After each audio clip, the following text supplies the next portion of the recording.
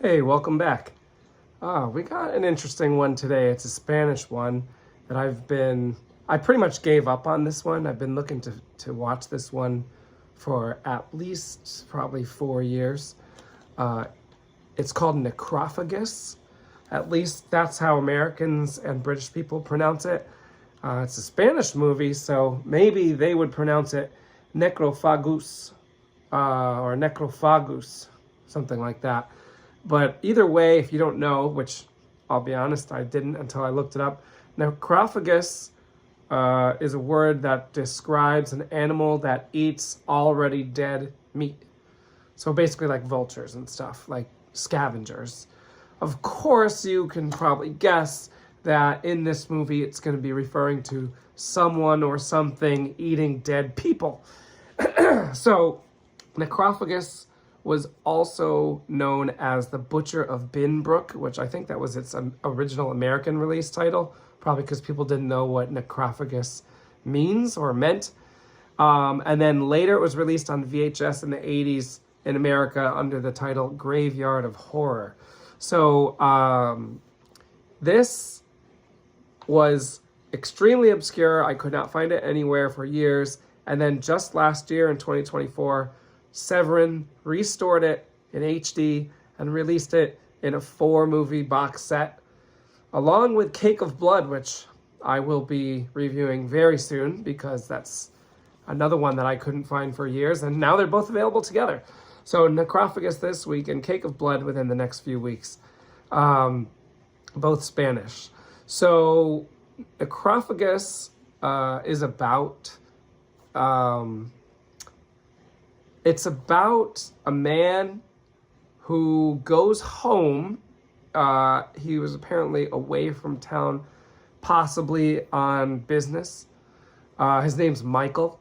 And his name in the movie, even in the Spanish version, is Michael. It's not Miguel, which is kind of interesting. I think they were trying to make it seem like it was set in the UK, even though it's a Spanish movie and was filmed in Spain. So Michael is going home because his wife is about to have a baby. And then when he gets there, she and the baby have both passed away in the childbirth process.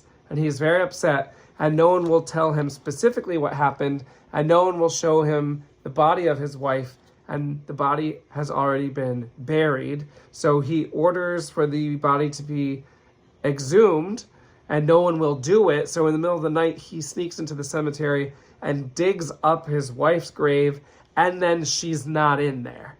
And so the whole movie is basically a mystery where he's trying to find out like what's going on. But then, well, to say more would be to spoil it, but there is a monster in it, which is not really a spoiler because look at the poster. There is a monster in it, and the monster feeds on dead people. So it's a very mysterious horror film. It's got a gothic feel, even though it is seeming to be set in the modern day. But actually, the only thing that really makes it clear that it's set in the modern day is that he is riding on a train at the beginning of the movie. And other than that, it doesn't really, like, I think he's even rides a horse at one point. So it's trying to be a gothic movie. It feels like a gothic movie. The whole thing is filmed either in a graveyard or in a castle. So it's basically a gothic horror with a monster. It actually reminded me a lot of The Reptile. 1966's The Reptile, which was a Hammer film, which was a gothic film with a monster in it. A reptilian humanoid monster. So, this was directed by Miguel Madrid. It was his first film, and he hadn't done anything before this. But there are a few Spanish actors that we may have seen before, or at least I have. Frank Branya plays Dr. Lexter. Frank Branya, I've seen him personally in 14 films, but 9 of them were spaghetti westerns. As far as horror goes, he had a few uncredited roles. He was in El Bosque de Lobo, which is like sort of a horror film, but not really. That's The Wolf of the Woods. Actually, it's The Woods of the Wolf, my bad. He was also in The Residence, also known as The House That Screamed, and he had an uncredited role in that. Those are both Spanish films. He was also in a movie called A Witch Without a Broom, which is about as horror as Bewitched or something. It's really not horror at all. There's like a witch in it, but it's like a comedy and it's like a household witch. But Frank Bragna shows up a lot of the time when I don't really necessarily try to watch him, but he's just like there, especially in spaghetti westerns. He's in the most violent spaghetti western of all time, which is If You Live, Shoot. That's a good movie. Like if you watch like one spaghetti western, you probably should watch that one.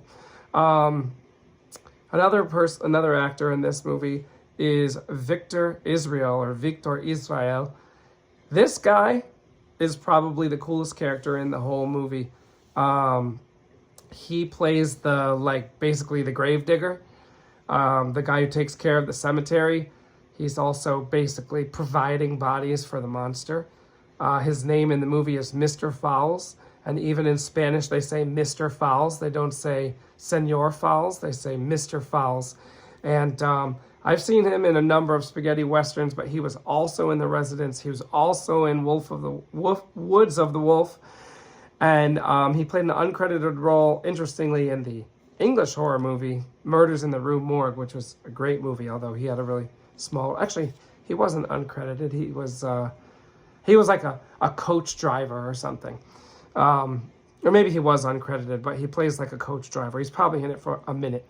I didn't know who he was when I watched the film, so I didn't notice. We've also got a seasoned Spanish actor, Antonio Jimenez Escribano.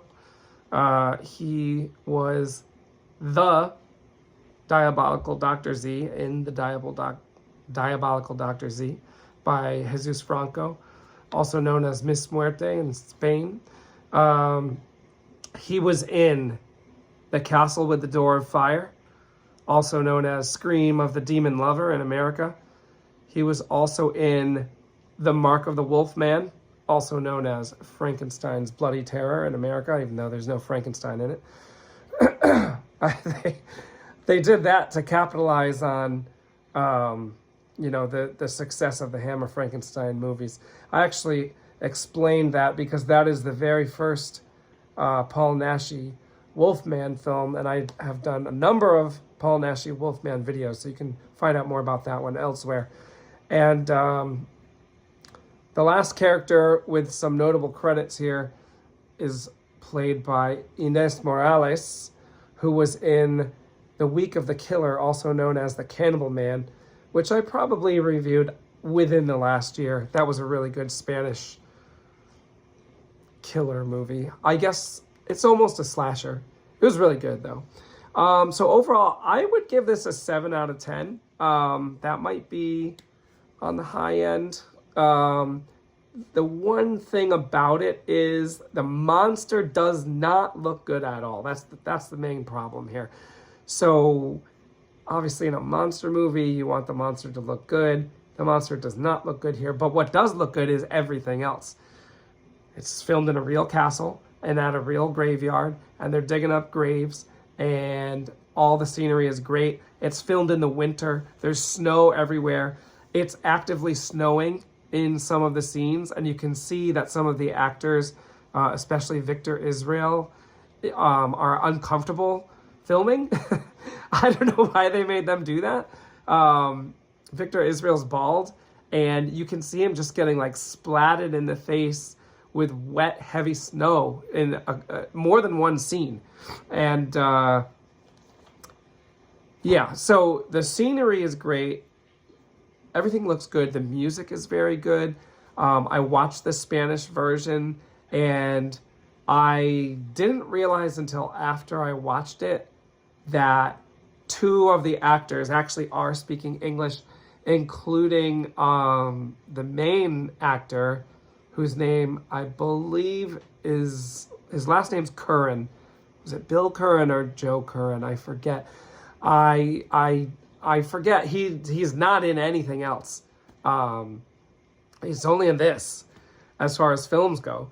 And I didn't even notice when I was watching it, but I just assumed that since he's not in anything else that he must have been Spanish. But the name doesn't sound Spanish. And I figured it out because I just watched an English language trailer, and I realized that once I was hearing English come out of the speakers, his mouth matched up with the English words, and so did one other actress who is not one of the main actresses that I mentioned. So just the trailer dubbing alone was goofy, so I'm glad I watched it in Spanish. I'm guessing that all the actors dubbed their own lines, I guess, except for the two English speakers. Whereas if you were to watch it in English, you might get their actual voices, and then everybody else's voices would be dubbed by like stock dub actors. So in my opinion, you're better off watching it in Spanish. So you can pick this up from Severin in that Spanish 4-pack. I'm going to talk about a few more details I found interesting, which, if you're interested in watching the movie, you probably want to turn this off now because it's better to see these things like for the first time because they're kind of surprising. One thing, extremely amusing but also random, is when he's on the train, Michael, like, it's one of those trains, I guess it's an overnight train or something. You see him a lot in these older movies where like you have a room and you might split it with one other person. If you're by yourself, you can split it with a stranger. And so he's splitting his room on the train with this older woman, and the woman puts her suitcase like up above wherever, you know, on top where you put your luggage. And she like throws her coat like on the seat, and then blood drips out of the suitcase onto her coat and messes up her coat. And she like pulls the suitcase down and opens it up, and all that's in the suitcase is the dead pig, and that's it. And this woman is not in the rest of the movie. She's only in the first scene. She doesn't come back. She's all upset that her coat's messed up, even though it was her own suitcase. And she just has it's not even it's a little piglet, actually. There's a dead piglet in the suitcase. And I just was like, man, I hope the whole rest of the movie has that kind of vibe, because it's just so quirky. I loved that. So that was great. There's some more stuff like that, but that was probably the most, honestly, the most standout thing of the whole movie, in my opinion. That and Victor Israel playing Mr. Fowles. He has like these eyes that are like googly almost, but I think those are his real eyes. And when he like is portraying certain moods, it's like, it's so good. It looks so good because he has kind of he's like got long hair, but he's also bald, if you know what I mean. His curly hair, curly, long, bald. And he's got googly eyes. And it's just really amusing to watch him. If you look at this poster, you notice that the monster looks reptilian, which he does in the movie too, which is another reason why it reminds me of the reptile. And oh man, it looks like they made him in like a middle school or maybe a high school art class. It looks so poor. You really only see it at the very end of the movie, like literally the last 2 minutes. So to me, it doesn't take it away that much. But if you were waiting this whole movie to find out what the monster is going to look like, I could imagine this movie being very disappointing for you. But to me, the story was really good, and it didn't really, like, you knew the monster was there. So I don't know. Like, there's so much mystery, and I thought it was well done mystery. There are also two characters that are humans, but they wear masks, and they go and like once a month they kill someone from town and then feed it to the monster. So like, besides the monster, you also have these like masked killers. So that's cool. And like, you're wondering who the killers are, and you find out who one of them is about halfway through the movie, and you don't find out who the other one is until the very end of the movie. So it's like there's more to it than just waiting for the monster. So I thought it was really fun. You know, monster movies are my favorite horror movies, and I do like a good gothic style movie. So I would definitely watch this one. I would not be surprised if it becomes available to stream soon, because Cake of Blood, which is released in the same 4-pack, is on Tubi right now. You might want to go watch that, because I'm definitely going to review that in the next few weeks. But this one's not on Tubi right now, but I wouldn't be surprised if it shows up there in a couple of months. Otherwise, Severin is very reasonably priced, and especially for a 4-pack, I bet you could. I just picked up a different 4-pack from Severin for $30. So it's worth it. All right, that's it. Oh, I wanted to point out one more thing, actually. This was put out by this distributor that I haven't seen put anything previously. But look at this logo. I love this logo. It says Dicinsa, Dicinsa. It actually is an acronym for some long Spanish, string of words. But they didn't put that many movies out, but they put this one out, and I just think that logo is so cool. So, yeah, that's it for this time. Spanish horror. This is the very beginning of Spanish horror.